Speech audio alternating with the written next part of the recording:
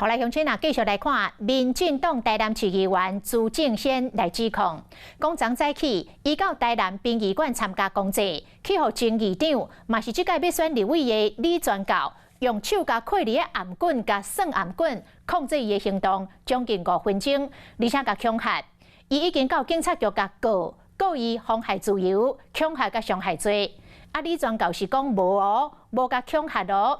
李全教是反倒转来指控对方一直恶意甲抹黑。朱正宪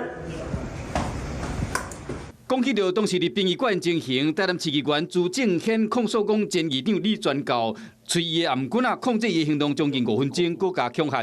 架住我的脖子以后，然后他就把我拖到旁边。但即使拖到旁边以后，因为是告别式的现场，其实还是有很多的民众。那他在这个现场，他就开始控制我的时间，我印象中大概有长达5分钟。昨下晡，朱正宪去警察局报案，告李全教妨害自由、恐吓加伤害罪。反正他就一直纠结在那边说，你为什么说我是黑金？你为什么说我是这个双重社会的议长？李全教目前以无党籍参选台南市第4选区立委，民进党是提名林义景并连任。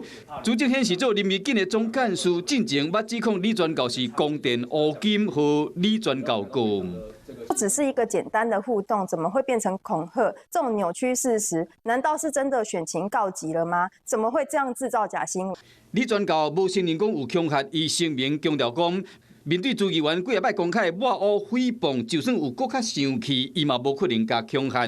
伊甲伊无冤无仇，是安怎一直在23恶意甲抹黑。市议员朱正宪至本分局控告立委参选人李全教于11月2日9时许在台南市立殡仪馆怀哲厅涉嫌妨碍自由等案。警方表示讲已经受理，一切依法处理。依照程序，嘛会约这个李全教来说明。